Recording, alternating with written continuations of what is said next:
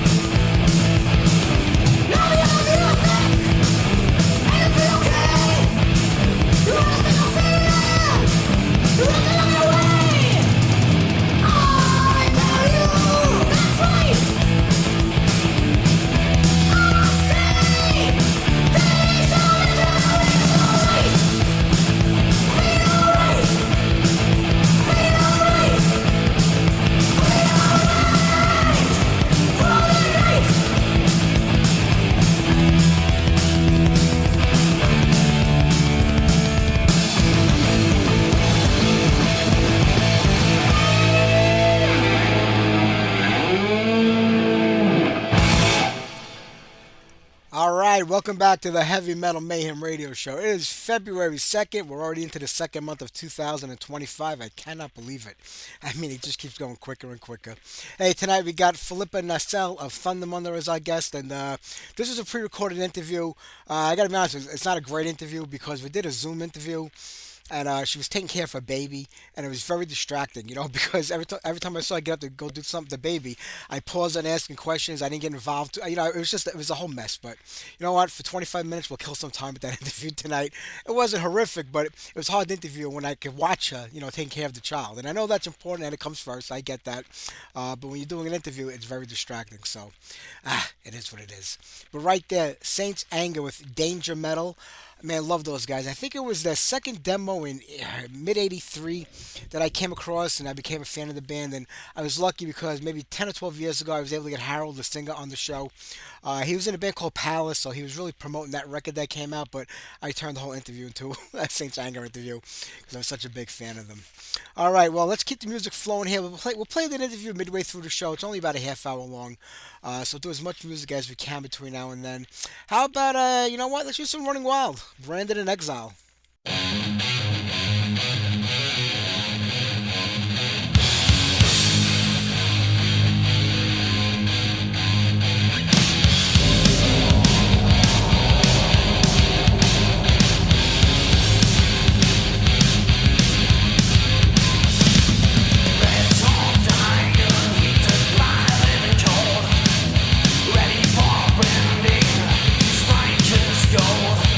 But only just I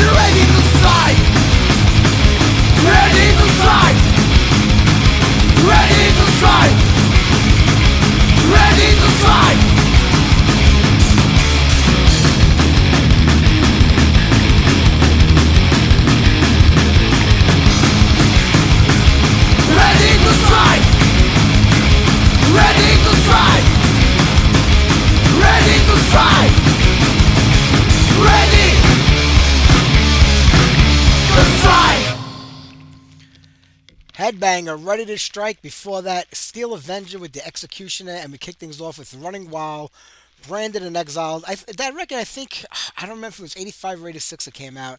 I was at CBGB's. If it was 85, my band still didn't play there yet. It wasn't until a year later that we played there. So if the album came out in 85, it might have just been to sing another show.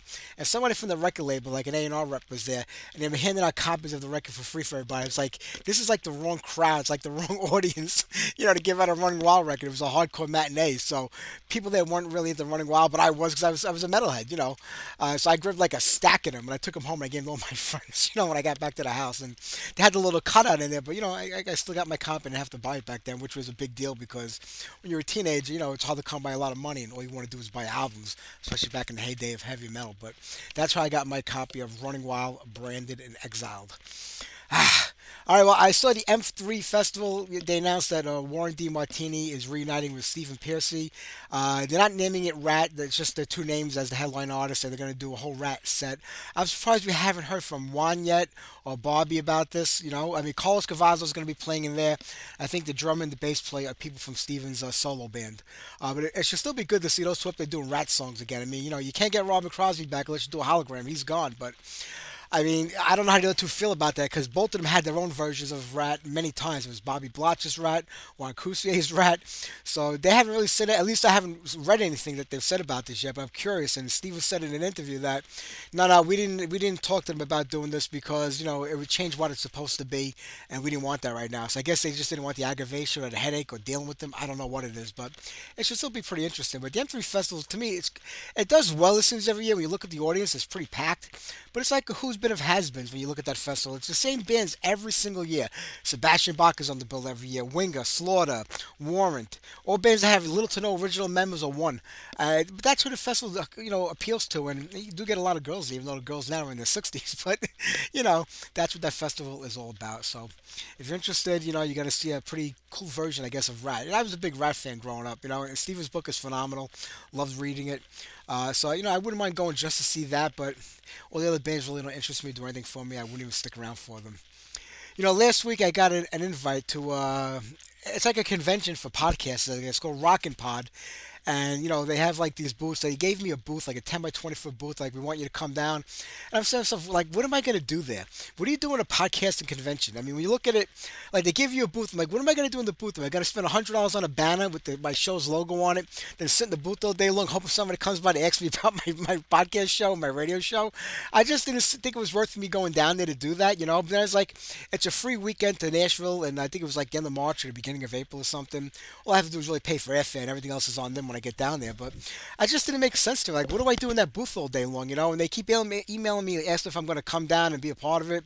And I looked at like who's going to be there, and you have Don Jameson, who has his own radio show on Sirius XM, and Keith Roth, who's in the Dictators these days, and had his own band Frankenstein 3000. They're from Sirius XM. They're going to be there. But most of the other shows, like little internet shows like myself, I checked some of them out. I mean, we have way more listeners than they do, and they're all like doing this whole big thing with this big production down there. I was like, I just don't get it. Like, I'm not going to walk by a booth and ask a guy about a podcast. I mean, I can just go on the internet and type it in. So I don't really get it. I'm looking at some of the guest list on there, and like the big, I mean, Ron Kill is going to be there, but because he has his own media company, so he's down there to promote his media company more than himself. But all the guests, like, they have the two guitar players from Accept that joined like 3 years ago, and like old band members that are like the ones that I make fun of every week, guys that just joined these legacy bands that have no time in the band. You're not getting like Wolf Hoffman. You're getting the two new guitar players that are going to be down there. And the lady that's doing the set was like, well, you know what it is? We're going to put we're going to put a table in your booth and two chairs. And, all of our guests are going to come through your booth, and you get to interview them all, live in front of everybody. And then you can record it for your show, however you want to work it out. I'm like, I wouldn't want to interview any. If I'm going to interview Accept, I'm going to interview Wolf Hoffman. I'm not going to interview the guitar player who didn't do anything but play guitar on stage with him for the last couple of years. And it's the same with like a lot of the guests that they have there. I'm not trying to make fun of these people, like Ace Van Johnson from LA Guns. You think of LA Guns, you're not thinking of Ace Van Johnson. Anthony Corder from Tora Tora. You're not thinking of him when you think of Tora Tora. Like Saigon Kick, they name all these bands, but it's like members that had just joined the band or maybe were there for a few years, but aren't key members of the group. So I didn't see the point of it. And the big, I think the big guest I have down there is Joey Brioche. I don't know how to pronounce his name. He's a guy with the long white hair and the mustache that sings really badly on the internet. He shakes around in a microphone in his room. That's like the big guess. Like, do I really want to be a part of this? But I see now they're running some comedians and stuff like that. It was nice to be asked to go down there and do it, but I just don't know what to do. Do I get buttons and pencils with the show's name on it and sit there and hope somebody come by and say, what kind of show do you do? It just doesn't make sense to me, but it was a nice offer, and that's just me talking shit. But it is what it is. All right, how about we do a little? You know what? Let me see if I can dig up one more here. I think I have it. We'll do a little demolition segment. We haven't done that in a long time. We'll get on some demos. Maybe we'll do two or three of them. I got one by a band called Sinister. I just dug it up the other day. I started transferring tapes again because my wife bought me a new machine that's much easier to use than the one I've had for the last 20 years. And it says Sinister on the cassette. I transferred like the three songs for the demo tape. I can't make heads or tails out of who this band is. It sounds like there's a girl singer. I just can't find any sense this with a girl singer. I think they might have been one in Denmark, but these girls sound very LA-ish out of California. So maybe I'll play. Maybe you guys will know what it is, and we'll figure it out from there. But let's start things off with my buddy Tommy from Brooklyn, his band Tempest, my old co-host, the guy who started this whole thing off almost 18 years ago. She likes the way.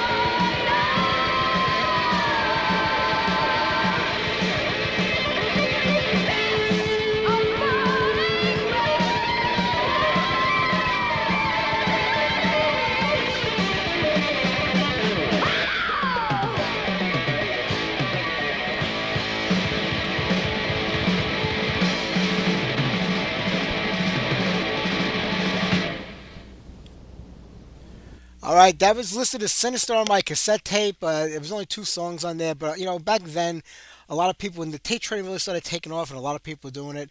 People were just sending you a whole bunch of garbage. They weren't sending you complete demos. You had no idea of knowing who a lot of these bands were because they came from different countries. They could have been even in the United States on the other side. I wouldn't have known because there were very few fanzines and magazines talking about them. So I have it listed as Sinister. It sounds like there's a girl singing. The only one that would even come close, I think, would be the one from Germany, but I don't think it's that band. I can't seem to come across any other one. So if you know who it is, let me know. Would love to know which band this is. But it says Sinister on the tape, but who knows? All right, let's get on some new music right now, and then we'll get to the interview in about 10 more minutes or so. I got brand new Rectify, brand new Sanhedrin. Both of them are pretty cool, I have to say. So we'll get those on next. And then we'll get the interview with Filippa right after that. Like I said, it wasn't a great interview. That's a problem with doing Skype. When you do a Skype interview, you can see each other, you're talking to each other. So when somebody's doing something or they're distracted, to me, it throws me off because like you don't even care enough about the interview to like look at me and talk to me as I'm talking to you. You're all over the place. But I know she had a baby and the baby had to be taken care of. I get that, but I kept losing track and forgetting what I was talking about. I really wanted to get to some pretty hard questions about both of the lineups leaving the band. I just couldn't get to anything. So I kept it light, polite, and we ended it. But next week we got Jack Starr on the show. When Jack comes on the show, him and I could talk for hours. So you're gonna have a good show next week. So let's just get through this one and we'll wait till the ninth. All right, how about we do a brand new Rectifier? This is a song called Impact. It features Chris Poland on guitar. So check it out.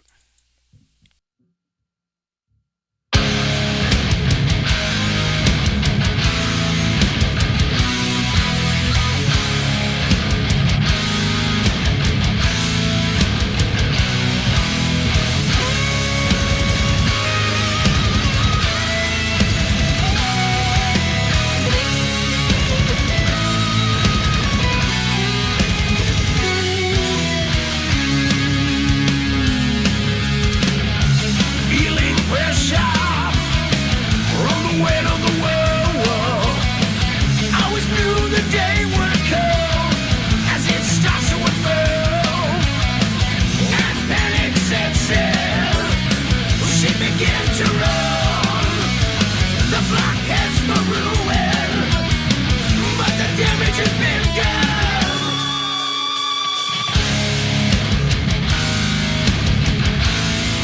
We're waiting on a savior to reverse what they have done. For now we have each other. So rise up and fight us wrong.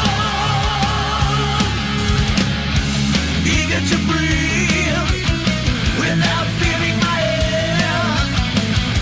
Save your mask for someone who cares.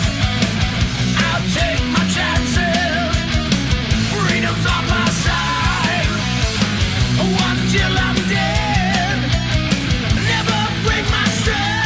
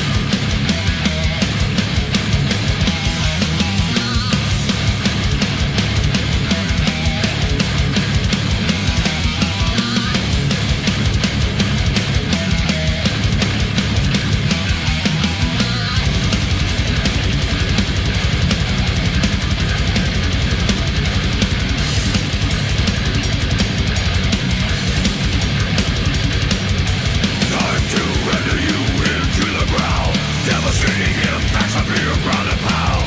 Time to render you into the ground. Fucking severe ground and pound.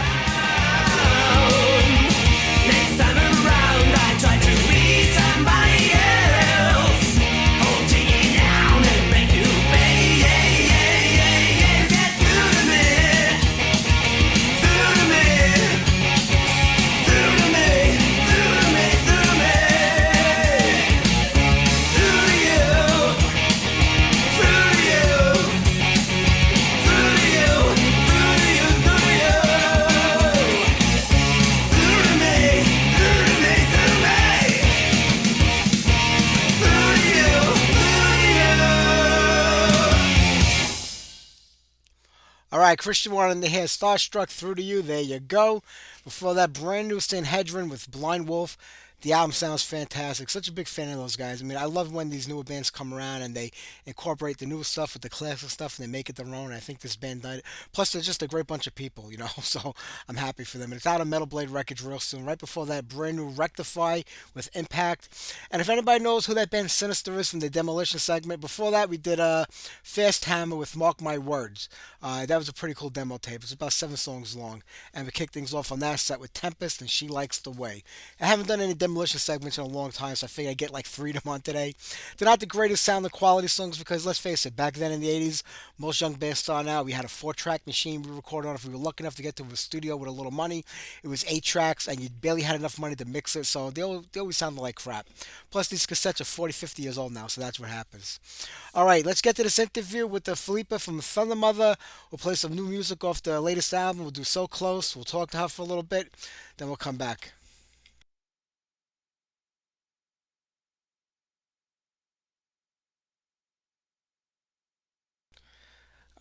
All right, let me see. I guess I didn't upload the song or put it on me. Here we go. I'm sorry about that.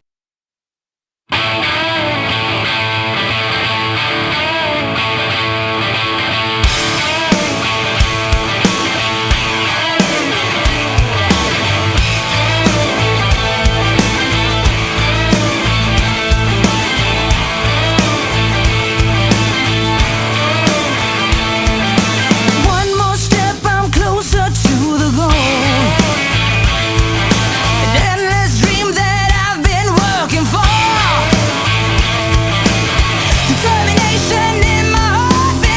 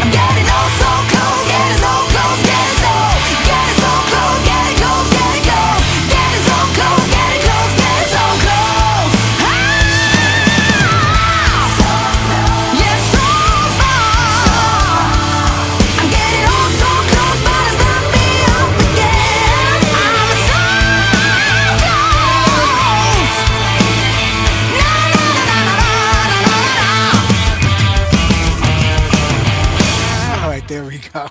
Hi, how are you? Good. How are you today? I'm good, thank you. Great. I'm pleasure to have you on here. Such a big fan of the band for the last decade or so, and this new record just really, I feel like it kind of brings you back to the beginning in a way. It's pure rock and roll. It's about as good as it gets. Thank you. Thank you. I agree.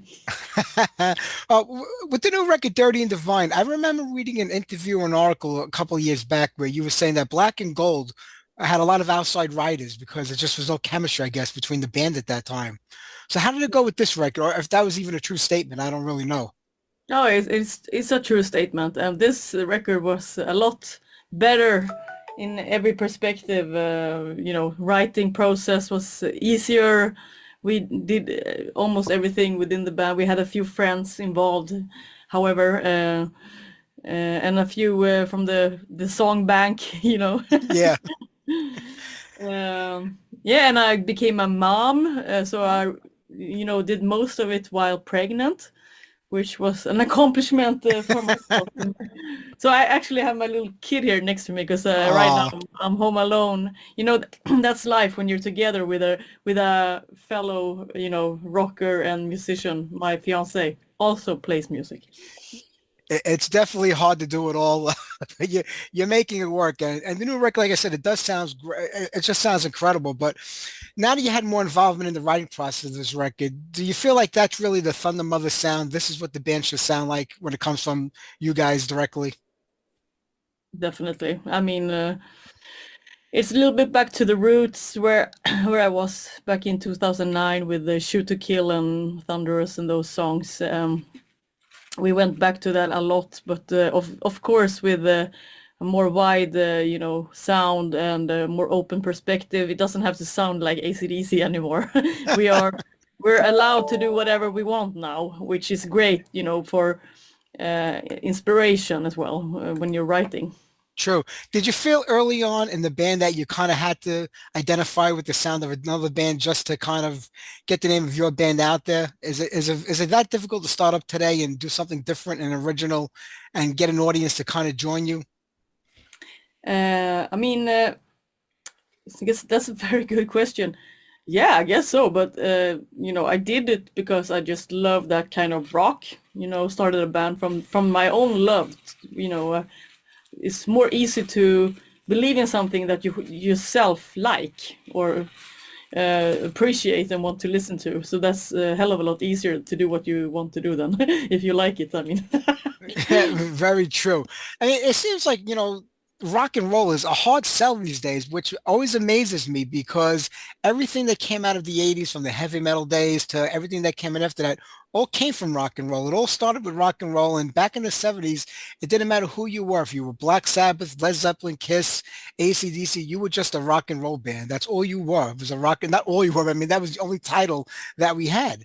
So you would mhm. think that, saying that I'm in a rock band would just be an easy give that, this is what we do. But it seems like sometimes it could be a really hard sell to people because they want to be so genre specific today with every band. Do you find yourselves getting latched into that also? Um, no, I'm happy to say no there because Good. I know exactly what you mean, but we totally don't. We just do what we want to do, and we're fortunate enough that people like it as well. I mean, now it's just a matter of what we like. And me and Linnea wrote most of the songs on this album, and we had a blast doing it. Just because we, with the support of the label, decided from early on to not stress it, just have fun and write while or when we were inspired, basically. So it comes from a positive place, every tune on the album. I think that's why you like it. I guess it spills over and you can hear it. True. I mean, like most bands, every band goes through lineup changes. It's a fact of life. Linnea, her first record with you guys, I heard that you really wanted her like almost a decade ago to be the singer of the band. And who knows what would have happened if that would took place back then. But having her in here now, I think really shows what the band is all about. Yeah, thank you. And I have it here actually, the vinyl. Ah, nice. It's a cool cover as well. It is. I mean, we didn't think about it as an album while we were writing it. We had no goals, no ideas about how what we want to do, and so on. We were talking a little bit about ice. I remember having an ice logo or something like that. It would be cool on stage, but that went away quickly because you can't just write about ice. It doesn't mean anything. So every song means something to us now. You know, you can name any song, but it has a meaning for us. Yeah. Do you feel like you've grown as a songwriter since that first record came out? It's been five full-length records since the band first started. And you can hear the growth in the songwriting and the lyrics and everything else as the band goes along. Is it just a natural progression to like where you've come to right now, or is it due to the lineup changes that each lineup change brings different, chemistry to the band? Chemistry is one thing, to be able to write, you need to feel good, especially good, happy songs like we do for people who want to be uplifted. So you need to be kind of uplifted to do that, I guess. And also, the older and mature you get, more experienced, the better songs you write. I realized later, recently how bad I am, how difficult it is, and then, ask for help. Don't be greedy. Co-write with everybody. Co-write with anybody. If someone has an input that makes a song better, that's good. In the past, I was more like, I'm going to write everything, but now I'm not like that anymore. I don't care about that anymore. But isn't it important? I mean, you are the last original member of the band. You're the founding member of the band. You know better than anybody else what direction you want the band to go in, how you want the band to sound. So, I mean, in a way, it's like, even though Iron Maiden are consistent of five guys, well, six guys today, is that everybody knows who they are. They're all individual musicians. They've all contributed to the band, but they know Steve Harris is the leader. He's the main guy in that band. They all kind of concede to Steve Harris. Isn't it like that with Thundermother, or do you feel it is more of a democracy, but you are the main person in the band? It's 100% a democracy. You can ask anybody in the band. Um, Oh. yeah, Mama has. Yeah. Yeah, but I mean, I have the last word. If it should come to that, I would use that, but I don't. I don't have to because it's such a good. We understand each other. We're good friends. I know Linnea, my son, for a long time. When they joined now, and my son returning member. Uh, we kept in contact while she was away studying, having a break from the band, and having Linnea in the band is a dream come true because she totally understands me, and we're very similar persons, in our personalities, and we both have kids, and we work hard to help each other and respect each other. And I almost forgot the question now. I forgot what I even asked. I was listening to the baby and I got all excited. I forgot about Yeah, everything. she looks okay now. Oh, good.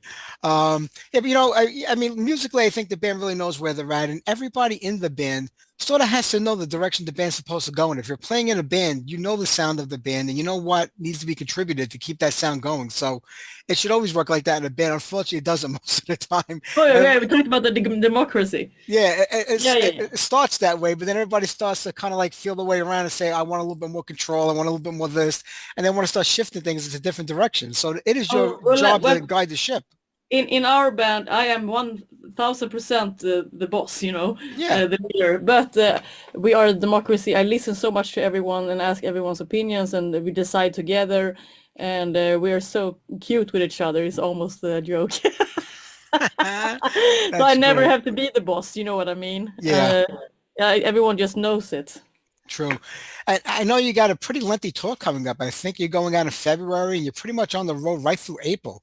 That's a long time to be out there and you're covering a lot of countries in Europe. I mean, is it exciting when before it happens, to build up to getting onto that tour, and then when you're on it, you're like, oh boy, I wish I could just go home.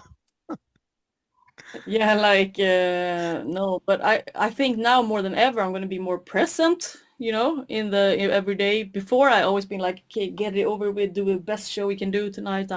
Look, next, working, building band.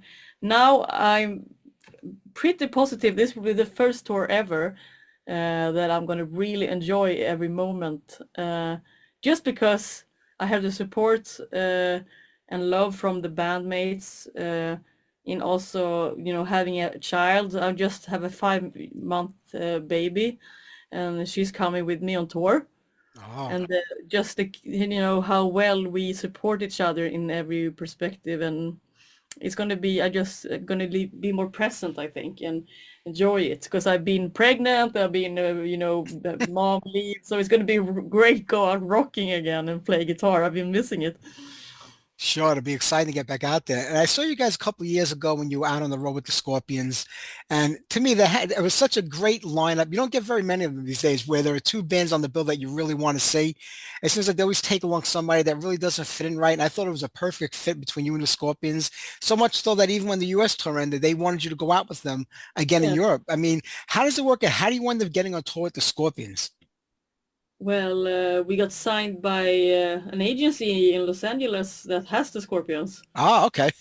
Uh, but how we got there is a completely different question. They heard about us when during the pandemic, when were touring a lot in Europe as the only band, touring. We had a lot of help from the German government. We rented we sit on top of a roof of a fire truck and played outside for 50 people, and it was a lot of organization around it. But we managed to tour while the pandemic was going on, and that got a lot of press all the way to the States. So someone heard our music over there. So we were really lucky that hard work pays off. That's a perfect example of that. Absolutely. And, just being out there with them, playing for that audience, learn. I mean, do you feel like, getting on a tour like that size and that complicated where it goes all over the world, it has to bring new fans into the fold, people that didn't know who you were before they saw you live. And going back to my days, going to clubs early in the 70s and 80s, I'm dating myself. I'm a lot older, but we didn't know who half the bands were that were playing. We just went there, found new music that way. Where today, it seems like it's harder for bands to go out there and play live and win over new audiences. Everything wants to be done through YouTube, the internet. I mean, do you find playing out there live is the best way to bring new fans into the fold of the group? In my experience, yes, Yeah, 1000%. So getting a tour support, to a huge band like that is priceless. yeah. Even if you have to take a loan like we did, but it's priceless in the promotion you get and people you meet and people who see you. And yeah, I mean, I really just want to, harvest, and meet now the people in America. Unfortunately, we haven't come back yet. So that's something I really want to come back and meet everybody. However, we wrote a song on the album just showing appreciation for everyone we met, and or I met, and everyone who came to the meet and greets with the Scorpions. And so our last song on the album is called American Adrenaline, and Ah, I mentioned a lot of that in that song. Yeah. Joe, and this is a great record. People are going to absolutely love it when they finally get to hear it in a few weeks when it comes out. And I'm looking forward to it being released so people can hear. I've already heard it all, but other people only hear the songs that you guys release as singles and put out there. So I'm excited. But the last couple of records, AFM has been releasing them. A great label. Is it important to find a label that's going to offer the band, the kind of support that it deserves and that it needs to move it to the next level? It's everything, I think. I mean, it's so hard to get a label now because the industry is dying, I would say. Yeah. We've been very lucky. Yeah. So AFM been good to us. I really like AFM. Yeah. Wasn't the band signed to Warner Brothers, one of the divisions of Warner Brothers for the first record?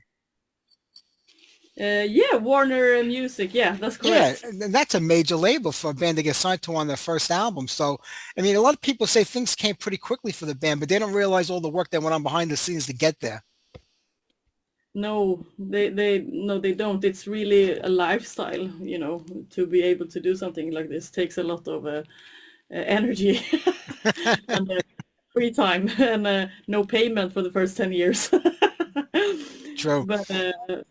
But if you have to do it, you do it. Yeah. Did you ever think about calling it quits with the band or throwing in the towel when things do get tough? I mean, like you said, it takes a long time for a band to be profitable, to make money. After a while, you say to yourself, we just can't keep stringing ourselves along, not making any money. We have to be profitable to make this, a business as well as being in a band. It has to be a little bit of both. It's the music business. So did you ever get to the point where you said, I don't want to do this anymore, we're just not going anywhere? Never. Yeah.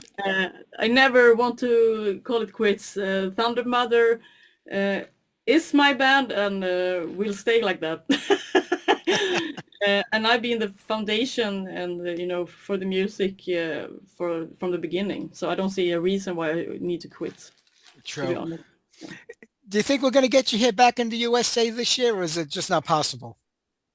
This year, Yeah. probably hard with my little kid here. Well, Maybe next year. in the future, you have a free road crew member at least. They don't require much pay, just a little love and attention. Maybe she can play in the band in the future. You never know. That would be amazing if the band's around that long. I mean, you do have to be in this for the long run, but don't you? You can't just say, we'll do it temporarily, see how far it goes. You got to put everything into the basket like you're going to be doing this for the next 25 or 30 years, don't you? I am. Yeah. And that's important. It's my life work, I would say. Yeah. And it's unfortunate that people quit, but I'm grateful for what they did for the band and grow the band, and the 7 years we had, it was great. And it meant a lot for me, so I don't regret anything. Yeah. I mean, as far as guitar playing go, I mean, was it something that came naturally to you when you were younger and starting out, or did you really have to work hard at learning how to play the guitar? I had to practice 4 hours a day my whole youth. But after that, I never practiced again. I'm not the practicing kind. Yeah. It's easy for some, and I'm lazy and fortunate like that. I get that. You play enough. But when, learning how to play the guitar then learning how to become a songwriter are two different things. A lot of people can play guitar, but they can't write music. And there are people that can come up with great ideas for music. They just really can't play the instrument very well. So I always focus on the music, not on the guitar, unfortunately. I could have become more of a guitar star, but I'm not, I prefer the riffing instead of the soloing. I'm a riff girl. I like the riff. But isn't that where the music is important? That's the most important part. I mean, you could be Yngwie Malmsteen playing 50,000 notes a minute and people go, wow. But if you can't write a song that people can remember, that can sing along to, it doesn't have a catchy riff, what's the point of it? Oh, yeah, I agree. 100%. Yeah. I hope one day I will practice more and be more quick in my shreds. Just keep doing what you're doing. You've come up with a formula and it seems to be working. I wouldn't change anything. Thank you. You're doing great. But, I'm not going to keep you. I know you're busy over there with your little one, so I'm going to let you go. But I hope you guys can make it here to the U.S. this year, maybe sometime in the beginning of next year. It's been 2 years since I've seen you live, and I'm looking forward to catch up on stage again. Yes, and I appreciate this because it's interviews and, stuff like this that make the chance for us coming a lot bigger. So thank you. My pleasure. And Dirty and Divine, an amazing album on AFM. It's going to be out February 7th officially. And I love that it's on vinyl because I'm an old school guy. Nothing sounds better than a vinyl record to me. I agree. All right, you take care and have a nice night. It was a beautiful interview. Thank you. Thank you. Bye-bye. Bye. Bye.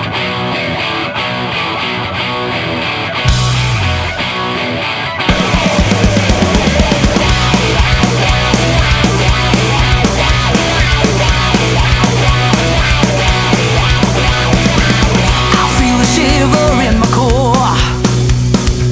I look around and it hurts me. They're swimming in the blood, so don't bring the machine. The day of judgment will reveal.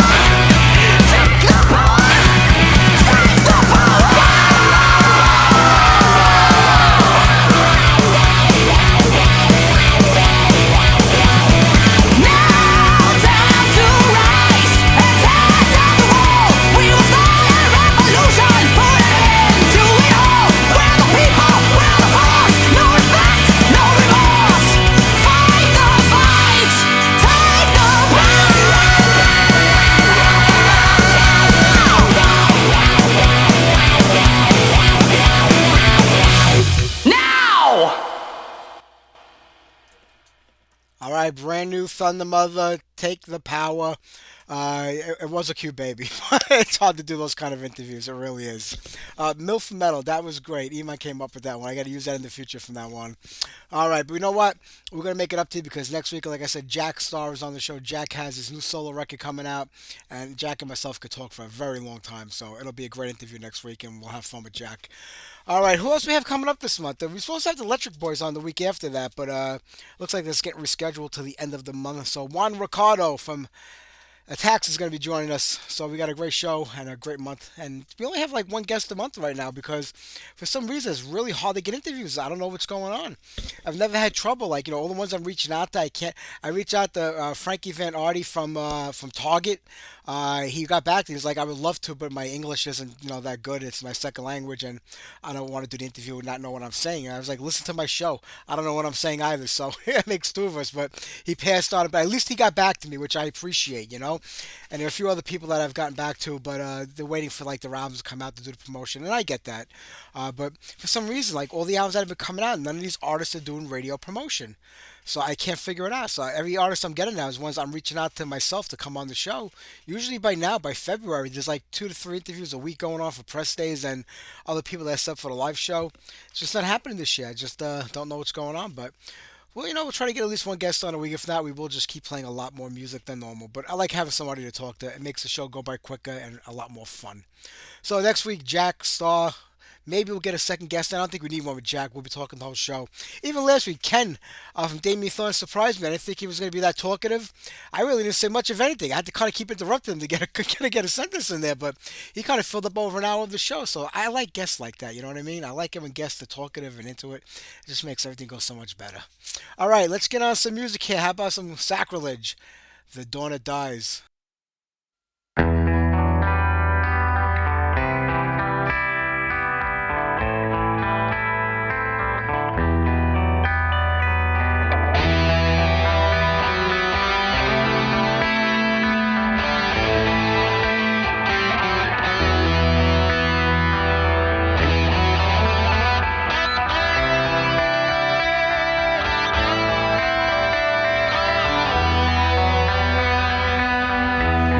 There is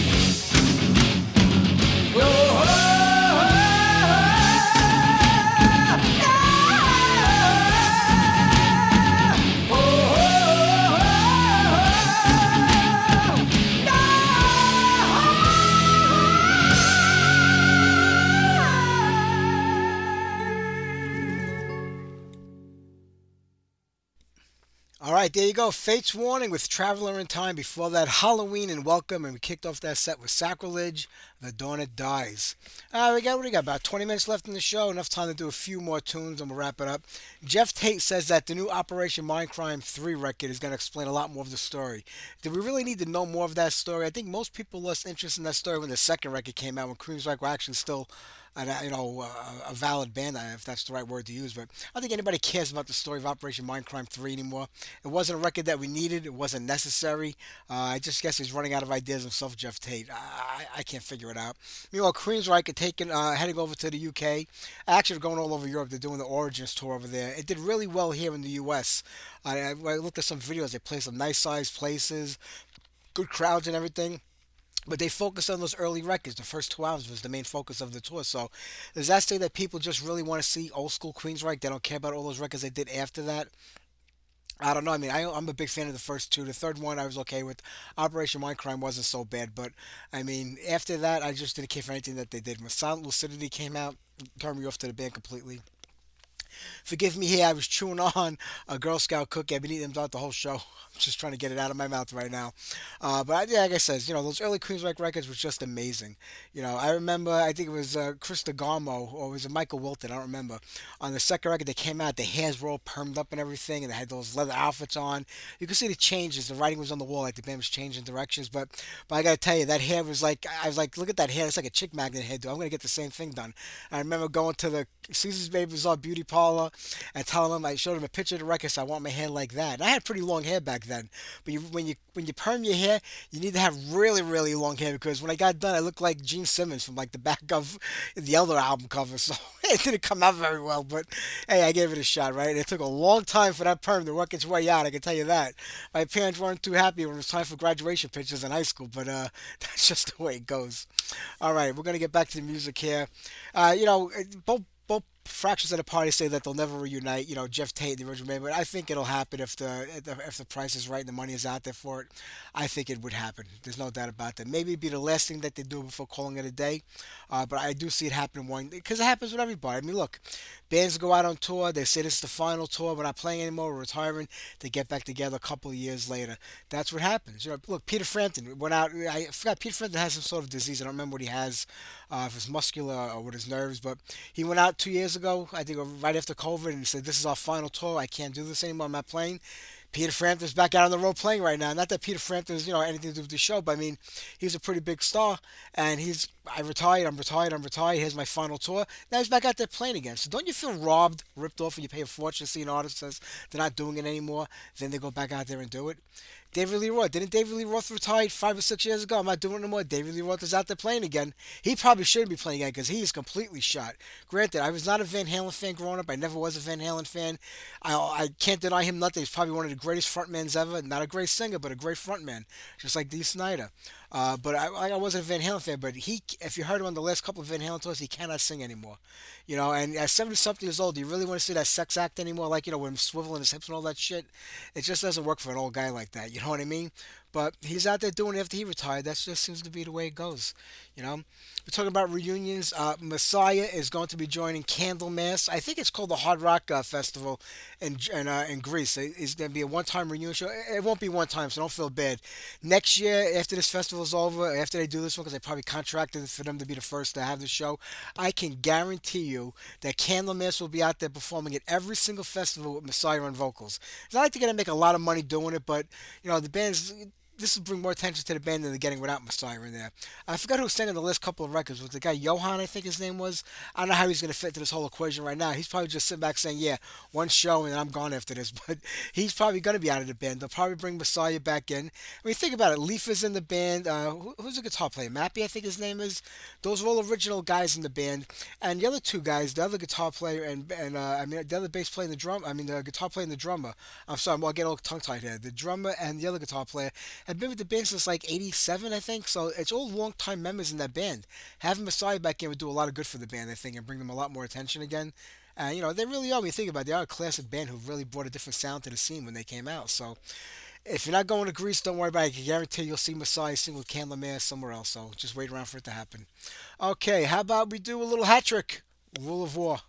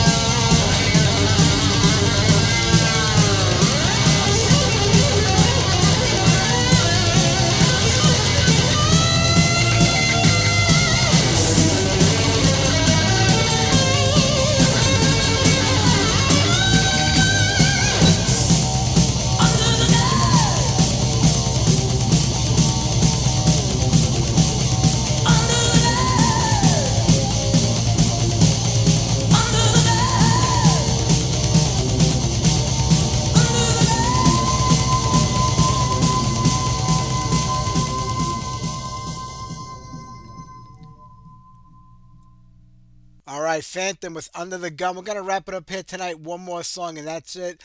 I want to thank everybody for listening tonight. I want to thank Filippa for being on tonight's show. Next week, Jack Star from Burning Star will be our guest. Don't forget to tune in. Hopefully, we'll all survive this week with these great tariffs that our president is imposing upon everybody. I might not be able to have my Modelo anymore. Who the hell knows? It might get too expensive. I have to go back to domestic beer. I guess I have to start drinking Bud Light again. I guess as long as that trans lady guy, girl, whatever it is not promoting it anymore, I have to go back to that. So we'll see what happens there. But everybody, have a great week. Have a great night. I'll see you next Sunday. Let's close it out with the Rods. Violation.